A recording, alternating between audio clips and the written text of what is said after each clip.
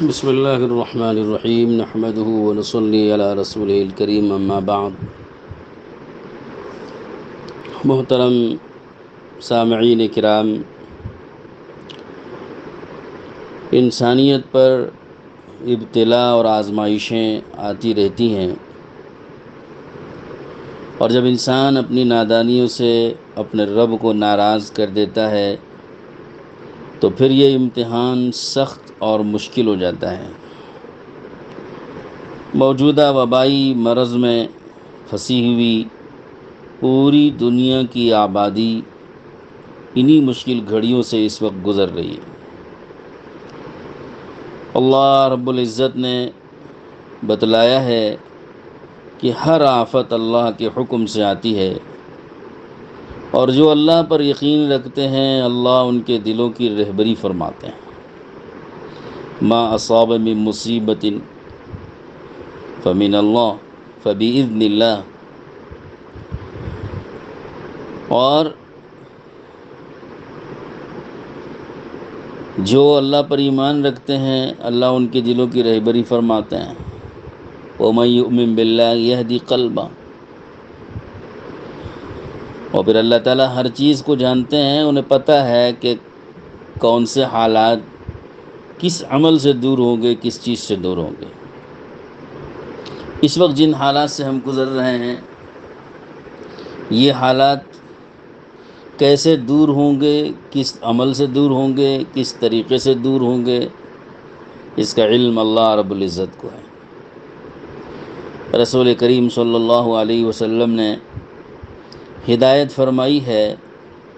کہ آفات اور بلایا کی موجوں کا گریہ و زاری سے استقبال کرو،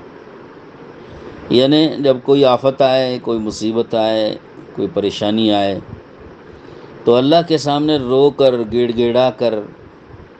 اس کے دور کرنے کی تدبیر کرو۔ انسان ظاہری تدبیروں کے اختیار کرنے کو جتنا ضروری سمجھتا ہے، اتنا حقیقی اور باطنی تدبیروں کے اختیار کرنے کو اتنا ضروری نہیں سمجھتا۔ حالانکہ یہ بات خوب سمجھنے کی ہے کہ جس مرض اور جس بیماری اور جس کرونا وائرس اور جس کووڈ-19 کی وباؤں کے واولے مچائے جا رہے ہیں اور اس کے دور کرنے کی ہر طرح کی ظاہری تدبیریں اختیار کی جا رہی ہیں، وہ بیماریاں اللہ کی طرف سے ایک ابتلا اور آزمائش ہوتی ہیں، اور اس کے دور کرنے کی تدبیریں بھی اللہ ہی نے بتا رکھی ہیں، اور جو تدبیریں اللہ نے بتا رکھی ہیں وہی تدبیریں حقیقی تدبیریں ہیں، اور ہم ان تدبیروں کو جو حقیقی ہیں اور اللہ نے بتا رکھے ہیں اس کو ہم چھوڑ کر ظاہری تدبیروں پر ہم لگے ہوئے ہیں اور ظاہری تدبیروں کے پیچھے پڑے ہوئے ہیں۔ ٹھیک ہے، ظاہری تدبیریں بھی دنیا دارالاسباب ہونے کی حیثیت سے ضروری ہیں، لیکن ایک سبب یہ بھی تو ہے کہ اللہ کی بتائی ہوئی تدبیر کو اختیار کیا جائے۔ ظاہری سبب کو ہی سبب سمجھا جاتا ہے، اور حقیقی سبب اور باطنی سبب کو ہم سبب نہیں سمجھتے۔ جس طرح دوا کرنا بھی ایک سبب ہے تو دعا کرنا بھی ایک سبب ہے۔ تو اس لیے اس وقت میں اللہ کے نبی نے جیسے فرمایا کہ آفات اور بلایا کی موجوں کا استقبال کرو، تو کس سے؟ گریہ و زاری سے، رو دھو کر اللہ کی بارگاہ میں، اللہ کی جناب میں، اللہ کے حضور میں رونا، اور انسان کا اپنی بے کسی اور بے بسی ظاہر کرنا، اور یہ بتانا کہ اللہ ہمارے پاس کچھ نہیں ہے، جو کچھ تدبیریں ہیں ظاہری طور پر اس میں بھی کوئی طاقت نہیں ہے جب تک آپ کا حکم نہ ہو۔ انسان بے بس و بے کس، اس کے اپنے پاس کچھ نہیں ہوتا ہے سوائے اس کے کہ وہ اللہ کی طرف رجوع کرے، اور رجوع کرنے کا طریقہ کیا ہوتا ہے؟ اپنے آپ کو گنہگار ٹھہرا کر، ندامت اور شرمندگی سے آنسو بہا کر توبہ اور استغفار کرے، یہ اللہ کے طرف رجوع کرنے کا طریقہ ہوتا ہے کہ اپنے آپ کو گنہگار ٹھہراتے ہوئے پوری ندامت اور شرمندگی کہ ہم نے تیرے حکموں کو توڑا ہے، تیری نافرمانی کی ہے، تجھے ناراض کیا ہے، پوری ندامت اور شرمندگی سے جب آدمی توبہ کرے گا اور استغفار کرے گا، گریہ وزاری کرے گا، تو اس وقت میں یہ رجوع حقیقت میں اللہ کی طرف رجوع مانا جاتا ہے۔ اللہ کے پاس اپنے کام بنانے کے لیے زوری نہیں چلتی، جیسے دنیا میں کام چلاتے ہیں ہم زور ڈال کے، کسی پر دباؤ ڈالتے ہیں، کسی پر زور ڈالتے ہیں، کسی پر پریشر ڈالتے ہیں، تو اس طرح اپنے کام دنیا میں بنا لیتے ہیں۔ لیکن اللہ کے ہاں سے کام بنانے کے لیے یہ پریشر ڈالنا، زور ڈالنا، دباؤ ڈالنے سے کام نہیں بنتے۔ تو کسی بزرگ نے فرمایا کہ اللہ کے ہاں کام زوری سے نہیں چلتے، زاری سے چلتے ہیں۔ زور دکھانے سے اللہ کے بارگاہ میں وہاں کوئی کام نہیں ہوتا ہے۔ اللہ کے پاس تو گریہ وزاری سے سب کچھ حاصل کیا جا سکتا ہے۔ تو بس ہمارے ذمے ہے رجوع، اور ہمارے رجوع کرنے ہی کی دیر ہوتی ہے، ادھر سے اللہ کی عطا میں کوئی دیر نہیں ہوتی، اللہ کی توبہ قبول کرنے میں کوئی دیر نہیں ہوتی ہے، اور اللہ کے جواب دینے میں کوئی دیر نہیں ہوتی ہے، اور اللہ کی رحمتوں کے اترنے میں کوئی دیر نہیں ہوتی ہے۔ لہذا اس وقت ضرورت ہے اس بات کی کہ پوری امت مسلمہ اللہ کی طرف رجوع کرے، سب مل کر اللہ کی بارگاہ میں تضرع کریں، گریہ وزاری کریں، اپنے گناہوں اور معاصی سے خوب توبہ کریں اور استغفار کریں۔ استغفار صرف استغفر اللہ کی تسبیح پڑھ لینے کو نہیں کہتے، استغفار کہتے ہیں اپنے گناہوں کو اللہ کے دربار میں پیش کر کے اس کی معافی طلب کرنا۔ یہ اصل استغفار ہے کہ آدمی اپنے گناہ کو اللہ کے دربار میں پیش کرے اور پیش کر کے اللہ سے اس کی معافی کی درخواست کرے، تو یہ استغفار حقیقی استغفار ہے۔ ورنہ صرف استغفر اللہ یا نستغفر اللہ اور استغفر اللہ العظیم اور استغفر اللہ الذی لا الہ الا هو الحی القیوم، مختلف جو استغفار کے صیغے اور الفاظ اور عبارتیں آئی ہیں، ان کو پڑھ لینا اور اس کا وظیفہ پورا کر لینا استغفار نہیں ہوتا ہے۔ استغفار کی حقیقت یہ ہے کہ بندہ اللہ کے سامنے، اللہ کے حضور میں اپنے گناہوں کو گنوائے اور اپنے گناہوں کو پیش کرے اور پیش کر کے اس کی معافی طلب کرے، اور آئندہ پاکیزہ زندگی گزارنے کا پختہ عزم بھی ساتھ میں کرے، اور پچھلے پر ندامت ہو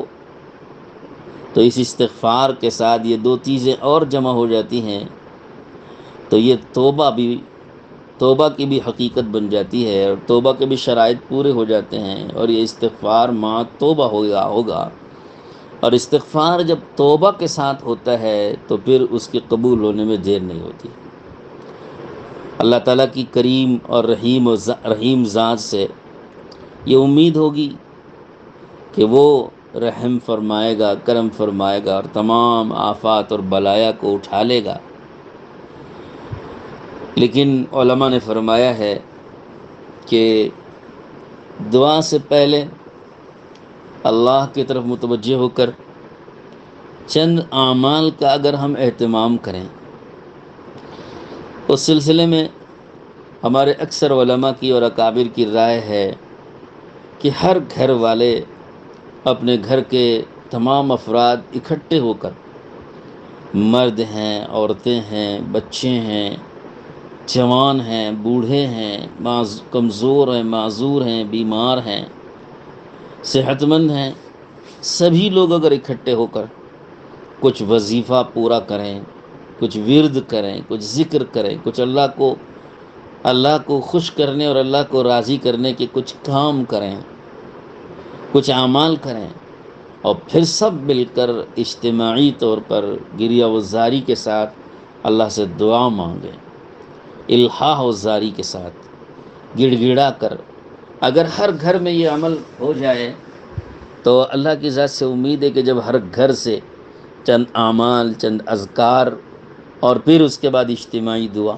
یہ روزانہ اگر پہنچتی رہے گی، آسمانوں کو چھوئے گی، عرش سے ٹکرائے گی، اللہ کے دروازے کو کھٹکھٹائیں گی یہ دعائیں اور یہ آہیں اور یہ ذکر اور یہ اوراد اور یہ وظائف، اللہ کی ذات کو ضرور رحم آئے۔ اور پھر رحم جب اللہ پاک نازل فرماتے ہیں تو رحم عام ہوتا ہے، سارے انسانوں کو شامل ہوتا ہے۔ تو ممکن ہے کہ جو جتنے لوگ ہسپتالوں میں بیمار پڑے ہیں ان پر بھی رحم ہو اور ان کی صحت بحال ہو جائے، اور آکسیجن کی کمی اور پھر سانس لینے کی تکلیفیں یا دیگر جتنے بھی امراض ہیں، اللہ ان سے شفا ان کو نصیب فرما کے گھر واپس لوٹا دے۔ اور پھر اللہ کا رحم عام ہو تو جو لوگ موت کے منہ میں پہنچ چکے ہیں کہ ممکن ہے اگر ان کی زندگی باقی ہو تو ان کی زندگی صحت سے واپس لوٹ آئے اور وہ پھر بحال ہو جائیں، صحت ان کی بحال ہو جائے۔ اور اس کے علاوہ جتنے اموات ہو رہے ہیں وہ اللہ پاک ان کے اوپر رحم فرمائے گا اور ان کی مغفرت کا سامان کرے گا، ان کی مغفرت کے فیصلے کرے گا۔ اور جتنے لوگ دنیا میں صحت مند باقی ہیں، جن کو بیماری کا خوف لگا ہوا ہے، وائرس کے لگ جانے کا خطرہ اور خدشہ لگا ہوا ہے اور ہر وقت اسی خوف میں اور خدشے میں اور دہشت میں وہ جی رہے ہیں، تو ممکن ہے اللہ پاک ان کے دلوں سے خوف اور وحشت اور دہشت کو ختم کر دے۔ اور جو وائرس کا وجود دنیا میں نظر آ رہا ہے یا کسی کو اس کے سمٹمز نظر آ رہے ہیں اور علامتیں اس کی معلوم ہو رہی ہیں، تو ممکن ہے اللہ پاک اس وائرس کو بھی ختم کر کے وہ ساری علامتوں کو بھی دنیا سے صاف کر دے۔ تو اللہ کا جب رحم اترے گا، وہ کرم اترے گا، تو رحم و کرم عام ہوتا ہے اور ہر طبقے کو شامل ہوتا ہے، اور صرف وہ مسلمانوں کے لیے خاص نہیں بلکہ ساری انسانیت کے لیے عام ہوتا ہے۔ تو ہمیں تو اسی کی درخواست اللہ سے کرنی ہے۔ تو اس لیے اس وقت میں ادباً گزارش ہے جتنے ہمارے سامعین حضرات ہیں ان سے کہ ہم چند اعمال جو بزرگوں سے سنے ہیں وہ آپ کو بتا رہے ہیں۔ ان عملوں کو اگر روزانہ باری باری، اگر مطلب ایک روز میں ایک عمل، دوسرے روز میں دوسرا عمل، تیسرے روز میں تیسرا عمل، اگر ہم باری باری اس کو کریں اور باری باری ایک ایک عمل کر کے ایک وقت متعین کر کے اس میں سارے گھر کے افراد، بچے، جوان، بوڑھے، مرد، عورتیں اکٹھے ہو کر یہ عمل کریں، ہر فرد یہ عمل پورا کرے، اور پھر ایک آدمی دعا مانگ کے سب لوگ آمین کہیں، اور روزانہ اس کا ایک وقت مقرر کر لیں۔ ممکن ہے افطار سے پہلے بھی عصر سے مغرب تک کے درمیان کا جو وقت ہے وہ بھی اس کے لیے مقرر کر سکتے ہیں، رات میں تہجد کا وقت بھی اس کے لیے مقرر ہو سکتا ہے، تراویح کی نماز، عشاء کی نماز اور تراویح ابھی تو سب گھروں ہی میں پڑھی جا رہی ہے، تو تراویح کے بعد عشاء کی نماز اور تراویح سے فارغ ہو کے اطمینان سے بیٹھ کے بھی کیا جا سکتا ہے، یا مغرب اور عشاء کے بیچ میں بھی جو سا وقت آپ کے لیے سہولت کا ہو، یا دن میں کوئی وقت ظہر کے بعد کا وقت ہے، ظہر سے پہلے کا وقت ہے آرام سے فارغ ہونے کے بعد، تو کوئی ایک وقت ایسا مقرر کر لیں کہ جس میں سب لوگ اطمینان سے اور ایک سوئی سے بیٹھیں، اور ہر فرد ابھی جو ہم عمل بتائیں گے ہر فرد یہ عمل پورا کر کے اس کے بعد ایک آدمی دعا کر کے دوسرے سارے لوگ آمین کہیں، باری باری یہ روزانہ یہ ہوتا رہے، تو چند روز کی ان اعمال کی برکت سے اللہ تعالیٰ شانہ کی ذات سے امید ہے کہ ضرور کوئی نہ کوئی فیصلہ اللہ تعالیٰ آسمان سے ہمارے حق میں اور انسانوں کے حق میں جو بہتر ہوگا وہ ضرور اتارے گا۔ تو میں بتا رہا ہوں جو اپنے بڑوں سے سنے ہوئے اعمال ہیں، ایک عمل آپ نوٹ کر لیں، میری گزارش ہوگی کہ آپ کاپی پر اس کو نوٹ کر لیں یا اس کو سن کر بعد میں بھی محفوظ کر سکتے ہیں، بہرحال اپنے پاس نوٹ کر لیں اور باری باری ان کو پورا کرنے کی سعی کریں۔ ایک تو یہ کہ گھر کا ہر فرد روزانہ ایک تسبیح 100 مرتبہ کی، 1 تسبیح 100 مرتبہ، نستغفر اللہ، نون کے ساتھ، نستغفر اللہ، استغفر اللہ تو سب کو معلوم ہے، نون کر دیجئے حمزہ نکال کے، استغفر اللہ کی جگہ نستغفر اللہ پڑھ لیجئے۔ تو یہ نستغفر اللہ میں نون آیا ہے، اور اس کا مطلب ہم سب استغفار کرتے ہیں، ہم سب اے اللہ تیری بارگاہ میں اپنے گناہوں کی معافی مانگتے ہیں، یہ نستغفر اللہ۔ اور جب ہم سب کا لفظ آپ کہیں گے، نستغفر اللہ کہیں گے، تو نیت کر لیجئے اپنے علاوہ اپنے گھر کے تمام افراد کی بھی، سارے خاندان کی بھی، اور سارے شہر والوں کی، بلکہ ہمارے بزرگ نے فرمایا، حضرت مفتی احمد خان پوری صاحب دامت برکاتہم میں، کہ اس نستغفر اللہ کے لفظ کو پڑھتے ہوئے پوری امت کی نیت کر لیجئے کہ ہم، اے اللہ میں پوری امت کی طرف سے معافی مانگتا ہوں کہ پوری امت کی گناہ معاف فرما دے۔ تو نستغفر اللہ میں آپ جتنی نیت کو بڑھا سکتے ہیں اتنا اچھا ہے۔ ایک تو یہ عمل ہے۔ دوسرا عمل ہے 313 مرتبہ حسبنا اللہ و نعم الوکیل۔ میں اس عمل کا میں پوری ترتیب بتلا دوں، دوسرے عمل کی پوری ترتیب، کہ 3 مرتبہ آپ شروع میں اور آخر میں درود شریف پڑھ لیں۔ 3 مرتبہ پڑھیں، 11 مرتبہ پڑھیں، بہتر ہے 11 مرتبہ پڑھا جائے۔ شروع میں 11 مرتبہ درود شریف پڑھیں، پھر آخر میں 11 مرتبہ درود شریف پڑھیں۔ درمیان میں آپ کو 3 چیزیں پڑھنی ہیں، ایک سورہ فاتحہ 3 مرتبہ، سورہ اخلاص قل هو اللہ احد 3 مرتبہ، اور حسبنا اللہ و نعم الوکیل 313 مرتبہ۔ یہ دوسرا عمل ہے۔ اس دوسرے عمل میں 3 چیزیں درمیان میں، اور شروع آخر میں درود شریف۔ اس پورے عمل میں مشکل سے آپ کو 10-12 منٹ خرچ ہوں گے۔ تو اتنی بڑی درخواست اللہ سے منظور کروانے کے لیے ہمارے 10-12-15 منٹ کوئی بھاری چیز نہیں ہے۔ یہ کا دوسرا عمل ہو گیا۔ بہتر ہے کہ پہلے والا عمل اور یہ دوسرے والا عمل روزانہ کرنے کی کوشش کریں۔ ایک تیسرا عمل یہ ہے کہ ہمارے ایک بزرگ نے فرمایا کہ لا الہ الا انت سبحانک انی کنت من الظالمین، آیت کریمہ، یہ ایک تسبیح اس کی 100 مرتبہ کم سے کم، جتنا زیادہ پڑھیں وہ اچھی چیز ہے، لیکن ایک لازم کر لیں کہ روزانہ اتنا ہمیں پڑھنا ہے، 100 مرتبہ یہ آیت کریمہ۔ یہ ایک تیسرا عمل ہو گیا۔ اسی طرح چوتھا عمل یہ ہے، بعض بزرگوں نے بتایا ہے کہ 500 مرتبہ لا حول ولا قوت الا باللہ العلی العظیم، 500 مرتبہ۔ اس کی بہت اثرات دیکھے گئے کتابوں میں، پرانے زمانے کے بھی کئی واقعات اس کے ملتے ہیں کہ سارے گھر والوں نے اور سارے گاؤں والوں نے مل کے 500 مرتبہ لا حول ولا قوت الا باللہ روزانہ پڑھنا شروع کیا، تو اللہ نے ایسے عجیب غریب طریقے سے فیصلے بدلے کہ قید خانے میں جتنے لوگ گرفتار تھے ان کو چھڑانے کے لیے پڑھا گیا تھا، حکومت ہی اللہ نے بدل دی اور قید خانہ کھلوا دیا۔ تو اس طرح سے بڑے اچھے اثرات اس کے دیکھے گئے ہیں۔ تو یہ آپ کے سامنے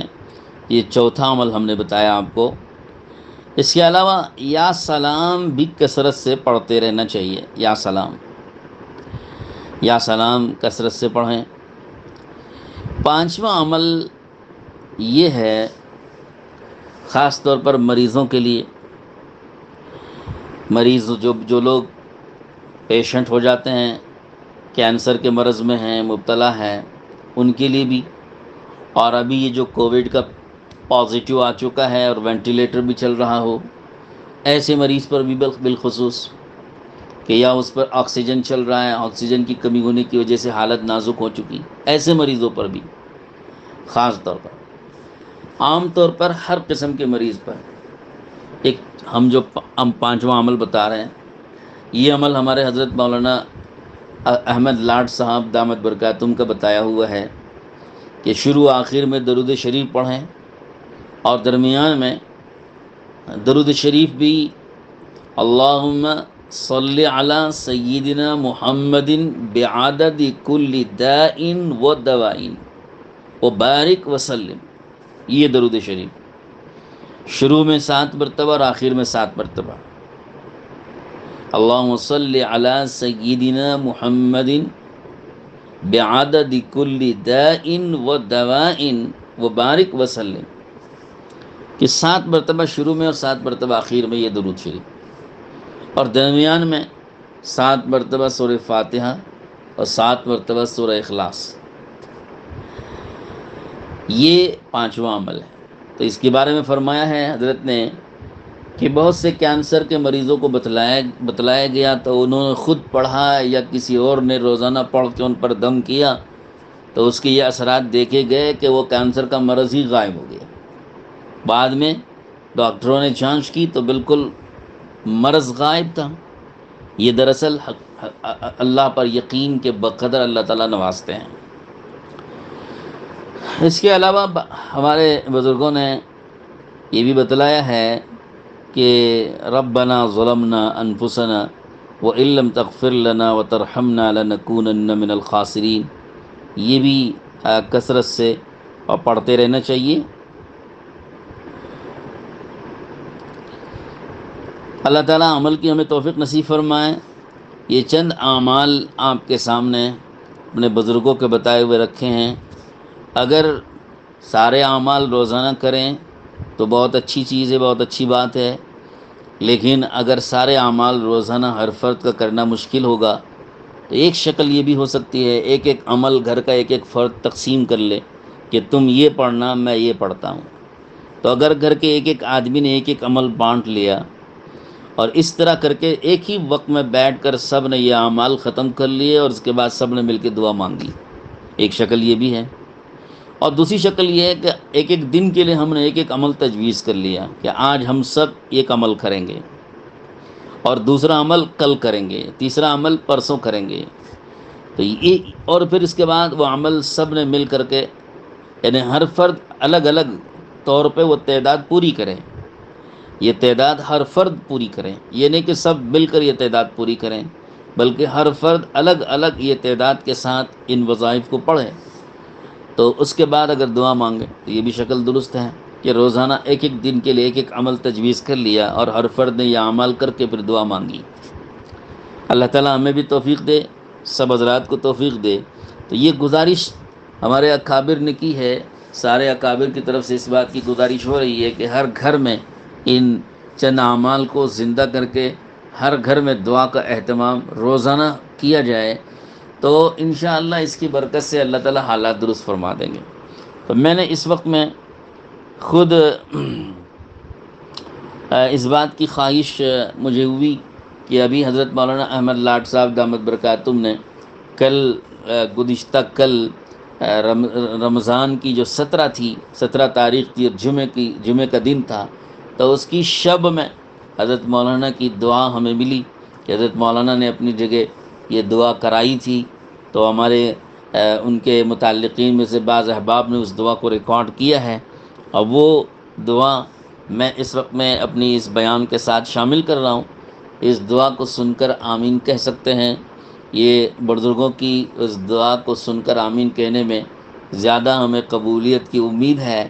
لیکن ایک بات یاد رکھیں کہ ہر آدمی اپنے ہر گھر میں اپنی اپنی دعا اگر مانگنے کا اہتمام کریں تو یہ زیادہ بہتر بات ہوگی. خود اگر ہم اپنی دعا مانگیں گے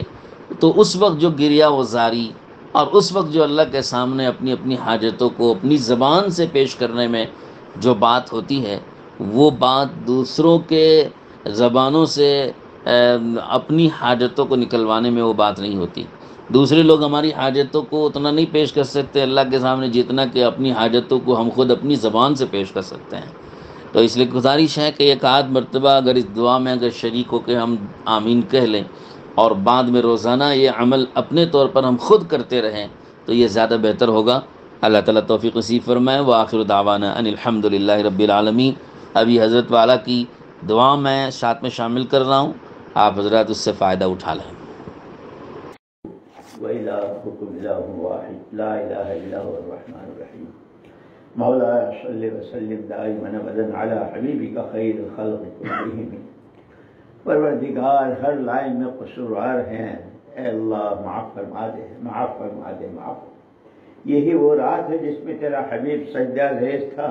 اور یا حی یا قیوم کی صدائیں تھی اور تیرے فیصلے ہو رہے تھے، اے اللہ۔ لیکن ان میں اس مجمع میں وہ صفات تھی، اے اللہ امت مذنبۃ و رب غفور، امت تو بہت گنہگار ہے لیکن تو تو وہی معاف کرنے والا ہے، اے اللہ۔ تو آج بھی تو اپنی اسی قدرت کے ساتھ ہے، اے اللہ۔ ہم پوری امت کی طرف سے تجھ سے معافی مانگتے ہیں، ہمیں اور پوری امت کو معاف فرما دے۔ یا حی یا قیوم کی صداؤں کے ساتھ اے اللہ تیری طرف بڑھنے والا بنا دے۔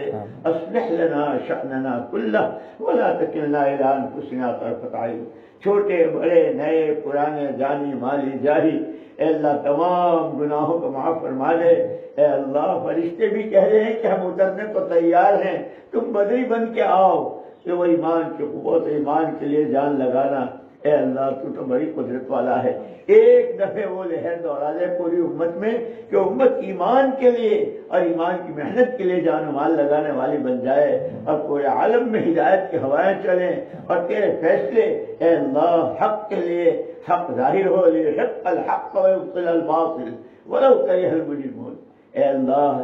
تو سب کچھ کر سکتا ہے، ہمیں نہ دیکھ، ہمیں نہ دیکھ، ہمارے گناہوں کو دیکھ، اپنے کرم کو دیکھ، اپنی قدرت کو دیکھ، اے اللہ اپنے فیصلوں کو دیکھ۔ تو ہر وقت وہی ہے اور تیرے یہاں کوئی کمی نہیں ہے، اے اللہ امت کے حال پر رحم فرما دے۔ اس عذاب کو اے اللہ اس عذاب کو امت سے ہٹا دے،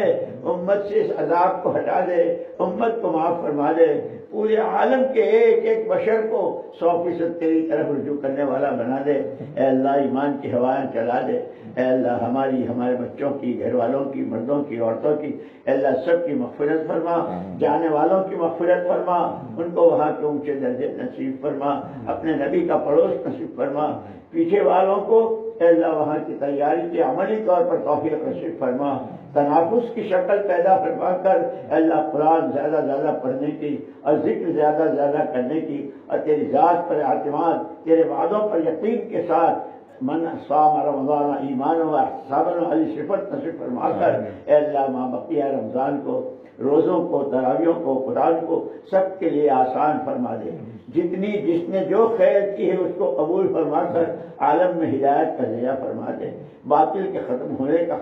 ذریعہ فرما دے۔ تو ہی کر سکتا ہے، تیرا ارادہ ہی وجود ہے، اے اللہ تو ارادہ کر لے، اے اللہ تو ارادہ کر لے، اے اللہ تو ہم سے راضی ہو جا۔ ہمارا منہ تو ہے نہیں کہ تجھ سے کہیں، لیکن اللہ یہی مہینہ ہے تو رحمتوں کے ساتھ، مغفرتوں کے ساتھ اے اللہ ہماری ہر کوئی امت کی مغفرت فرما۔ جتنے ایمان کی حالت میں دنیا سے جا چکے ہیں ان کی سب کی مغفرت فرما دے، جو موجود ہیں ان کو ایمان کی محنت میں لگا کر ایمان میں قوت، ایمان میں کمال، ایمانی صفات سے آراستگی اور رضائل سے زندگیوں کی پاکی نصیب فرما دے۔ جو کچھ محمد الرسول اللہ صلی اللہ علیہ وسلم نے مانگا وہ سارا خیر کی لائن سے ہمیں سب کو نصیب فرما دے۔ جن فتنوں اور جن دکھ مصیبتوں بلاؤں سے پناہ چاہے اس سے ہمیں اور پوری امت کو اپنی طرف عافیت میں لے لے۔ اے اللہ امت کے سوئے نصیبے کو جگا دے،